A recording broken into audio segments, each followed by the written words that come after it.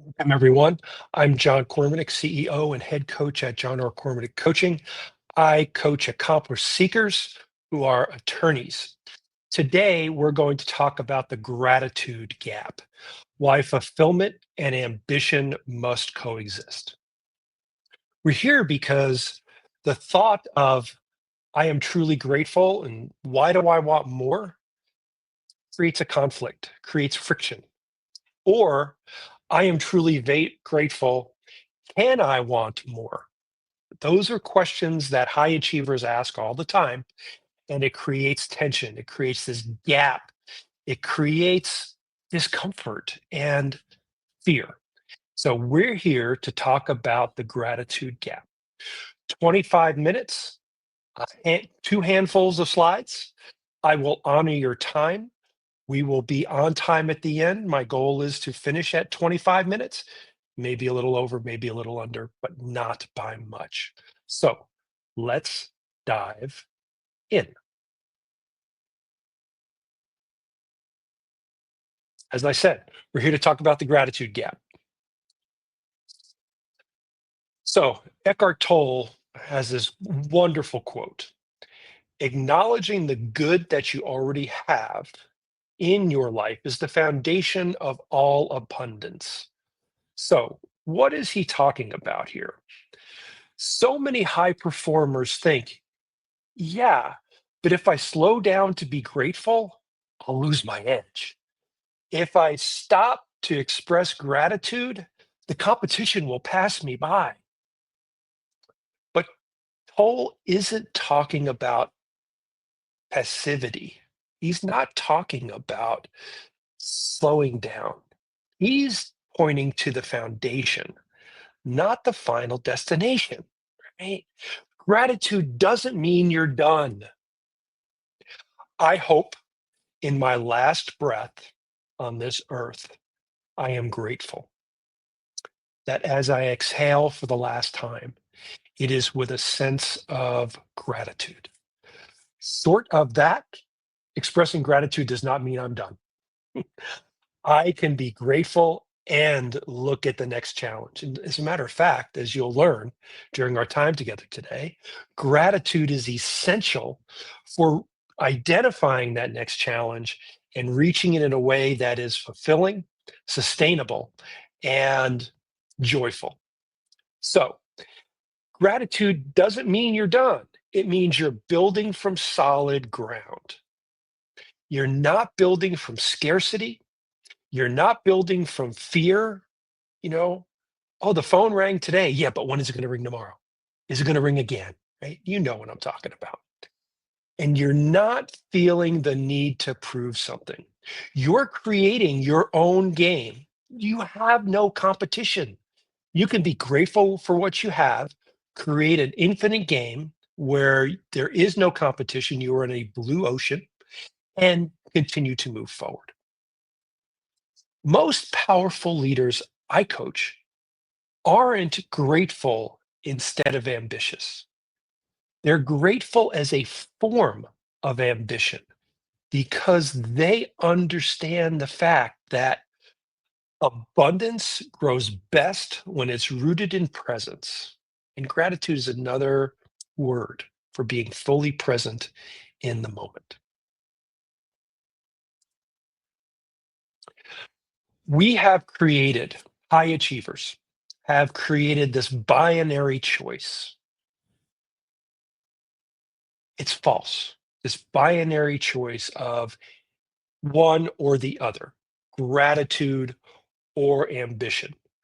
We believe that if we have gratitude, we can't be ambitious. We can't be ambitious. Or if we have ambition, we can't have gratitude. The, the thought goes, if I practice gratitude, I will become stagnant. If I'm ambitious, I either can't be actually grateful for my life today, or I won't be because that will hold me back, right? Let's reframe it. Let's take a look at it differently. What if gratitude was merely presence?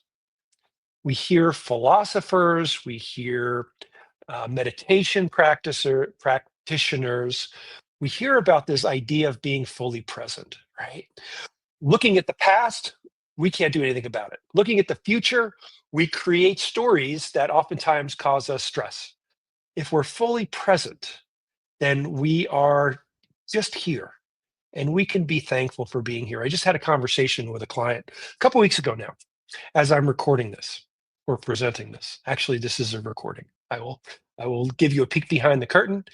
This presentation is supposed to be done on the first Tuesday of each month. I will be on vacation when this goes live, and I wanted to not miss my streak and provide valuable content. So I'm recording this ahead of time. Had a conversation with a client about the thought of I am where I'm supposed to be. That fully present thought. I am where I'm supposed to be. I'll be somewhere else next. And I was somewhere else before, but I am where I'm supposed to be. So let's reframe gratitude as just being present in the moment. Let's reframe ambition. Ambition, drive, thriving, right? We all know what it's like. We know what it's like to get to the top of the mountain and look around and say, huh, what's next? If we even take the minute to look around, right? Let's reframe ambition as vision. Having an idea of the future that you want. That's ambition. We can be both present and ambition at the same time. They can coexist. In fact, they fuel each other when balanced. Gratitude fuels ambition, and ambition fuels gratitude when they're balanced. And I will tell you, there is no one size fits all for the balance. You are one of 8+ billion people on the planet. Your balance is going to look different from everybody else's. What matters is you do the work to find out what your balance is, what your formula is, what the right mixture is for you. So it's a false binary choice. It's not a if this, then not. I can be ambitious but not grateful. I can be grateful but not ambitious. It is a yes and.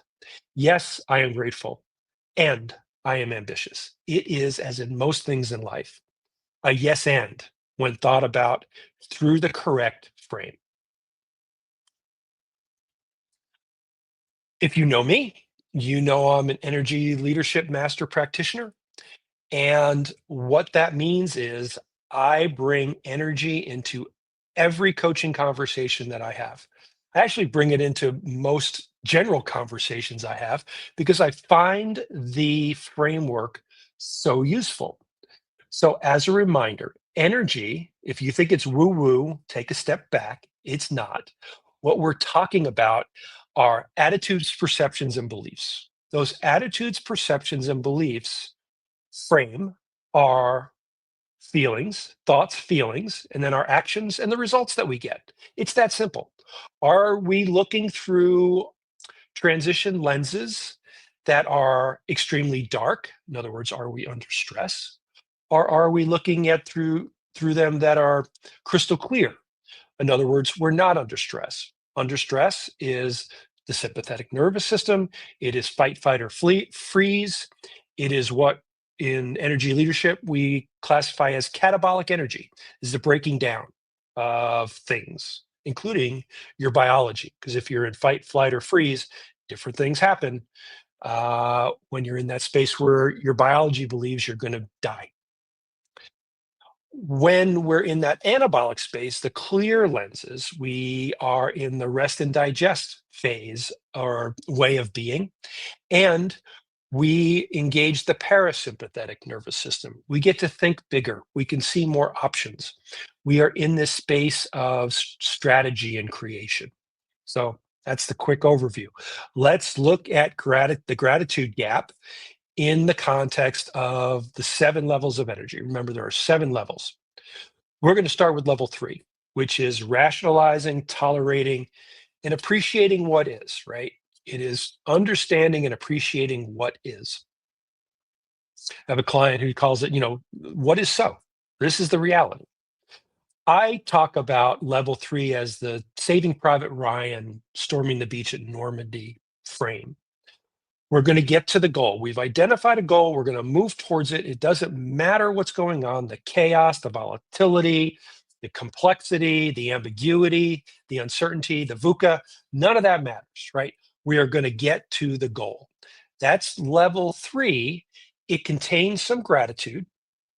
It contains some vision work because you have to have a goal. So you've set a goal, you've cast the vision, the short term, very short term vision. But it's remembering that level three is the gateway between catabolic and anabolic energy. And when things don't go well or the underlying catabolic stuff isn't addressed, we tip into that catabolic space, which is frustration, anger, or victimhood. That's level three. That's the gratitude gap through level three. I am grateful, but, right? I appreciate what is, but, ay, ay, ay, right? Level five is the win win frame, and it contains a desire to grow, right? So, yeah, I want to grow.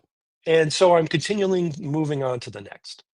Level six, seven is synchronicity, flow, and pure potential. This is the visionary space, right? This is, from a level seven perspective, I think of Stephen Hawking, thinking about all of his, theories and how the universe works. That's really high level thinking. You do the same type of thing, or you ought to do the same type of thing in your law firm and quite honestly, in your life. You should do that level seven thinking. And so gratitude without vision results in stagnation. It does. I am super grateful for where I am. I don't know what's next or where to move forward or what to do. And so I am going to be here. Gratitude without vision equals stagnation. On the other hand, vision without gratitude equals burnout because we're constantly on to the next.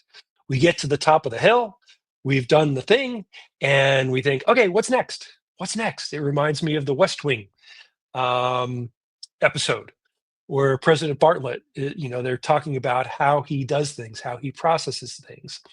And he will do a very discreet act, get the information, make a decision, and then immediately, what's next? What's next? What's next? It's when we're in that space that we can get burnt out, or I think almost more pernicious is gap thinking, right? A shout out to Dan Sullivan, gap versus gain. Gap thinking. It's the yeah, but thinking. Oh, I'm here. Yeah, but it didn't go like I planned. Yeah, but I kind of didn't do as well. Yeah, but I'm not to that thing in the future. That's vision without gratitude.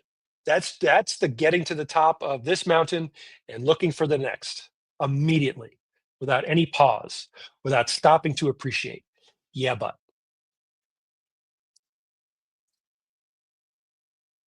what if gratitude isn't the opposite of ambition, but the fuel for it? Stop. Think about that. Get a pen, get a pad, write the question down, come back and look at the recording. What if gratitude isn't the opposite of ambition, but the fuel for it? What would change for you in the way you think about gratitude and ambition if they coexisted and one was the fuel for the other?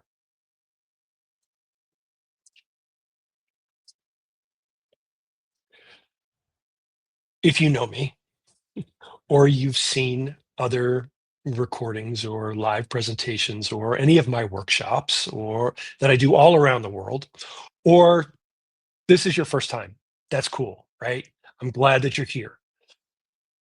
I have a vision based, goal driven coaching practice. What does that mean?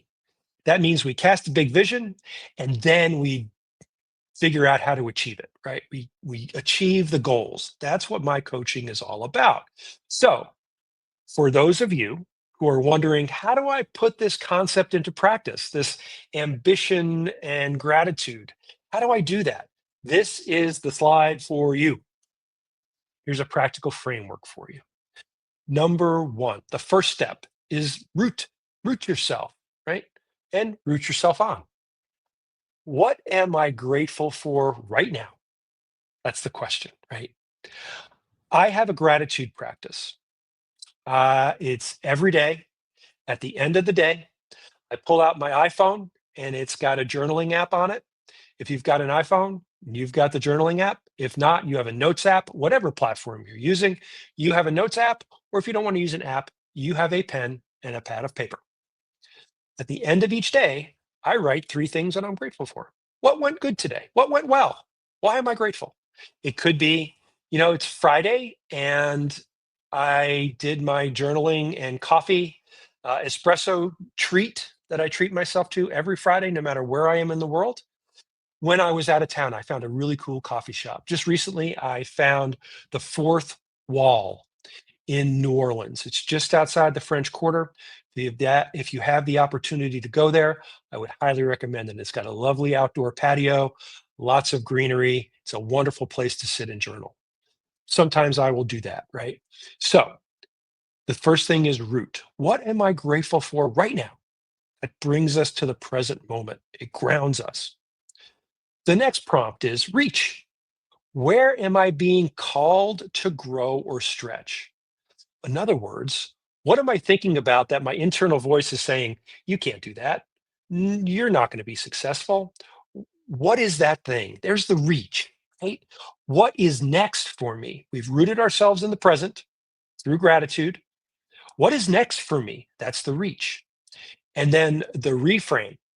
Okay, now that I've got the gratitude and I've got the reach, how do I think that gratitude is going to help me achieve the goal in the reach? Doing that quiet work, staying in that space. It may be uncomfortable for you because it has you going under the surface. It has you digging down. So, a practical framework for gratitude driven growth, which is what we're talking about here, because I'm all about growth and goal achievement, all about it every day, is root yourself in the present. What am I grateful for right now? Reach, identify the reach. Where am I being called to go or stretch? Not what the world says I should do. Do not give a hoot about what the world says you should do. What do you want to do? Where am I being called to grow or stretch? And number three, the reframe. How does that gratitude that I've just expressed empower me to achieve the goal, to energize my next steps, right? If that's not enough, let me give you two journal prompts. Quick side note about journaling. If you're not, you ought to. I was not a journaler. I am not a lifelong journaler. I thought it was a great idea in my youth, and I wasn't consistent at it. I grew and grew, and finally, a few years ago, on the bookshelf behind me, I don't know if you can see it, is The Artist's Way, Julia Cameron's fantastic book. If you don't know it, Google it. And she talks about a journaling practice. Morning pages is what she calls it. And it's just 3 pages of free thought, the beginning of every day.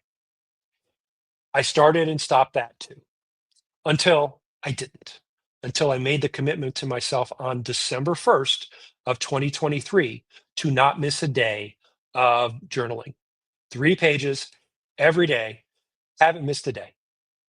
And the change that it's made in me, not only becoming the type of person who keeps that type of promise to themselves, which I talk about all the time in my coaching, but it also is an avenue for my subconscious and conscious mind to do the work when I'm awake, to write things down, to give me, I have at least one aha moment every day, at least one nugget of gold that I can take with me and put into practice or think about outside of the journaling practice. So, back, here are two journaling prompts for you or questions that I have for you, right? Number one, where am I undercutting my ambition in the name of gratitude? In other words, where am I using gratitude as an excuse? Yeah, it's good enough. Yeah, I'm happy with the way it is, but it's okay, right? It's okay. It's that type of mindset that masquerades as gratitude, but isn't true gratitude. It's paying lip service to gratitude. So the question is, where am I undercutting my ambition in the name of gratitude? It's one question. Second question, What am I deeply grateful for that also reveals what I want next? I'm really grateful for X. What's next? I'll give you an example for me. I'm really grateful for the mastermind that I lead and the clients that I have. That gratitude is leading me to the next iteration. And stay tuned for that. So, those two journal prompts. Let's get real. Why do lawyers specifically struggle with expressing gratitude? I think there's a couple of different reasons. Number one, we think something is hard until we do it. And then it's not hard anymore, right? Then we don't think it's hard. It remains hard, but we just don't think it's hard because we've done it already. Or we think that gratitude feels soft. Ah, John, I don't want to be the type of guy or gal or person who gets up in the morning grateful to get out of bed. I get it.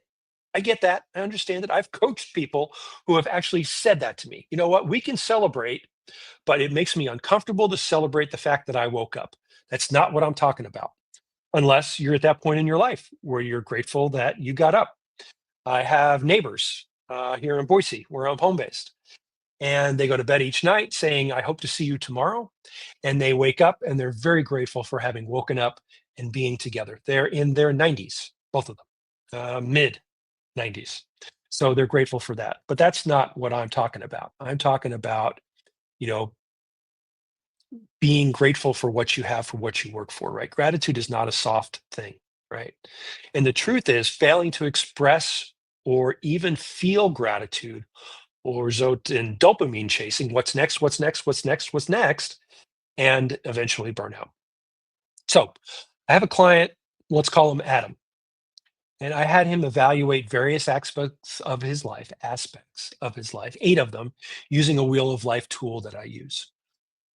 He rated himself as a 7 out of 10 or higher in each area. My question to him was, how grateful are you for the life that you have created and the law firm that you have to be a 7 out of 10 in all these areas? And his response was, I don't think about that very much because what I do, whether at work or out in the world, isn't really that difficult. We spent about 15 minutes on that single statement because it is. What he does is really hard. I know this, having practiced law for 25 years, understanding what the legal context in, and also understanding the psychology of goal achievement and success, and the fact that when we get there, oh, it doesn't seem very hard. It's hard. It's just that he knows how to do it. And so we explored that. After we created the conditions to shift his thought about the difficulty of the task that he performs and the leadership he provides, he admitted that he was afraid to express gratitude because if he did so, he'd become stagnant, right? We got underneath that initial thought of what I do isn't very hard to the real thought, which was, gosh, if I'm grateful, I'm going to get lazy. I'll become stagnant.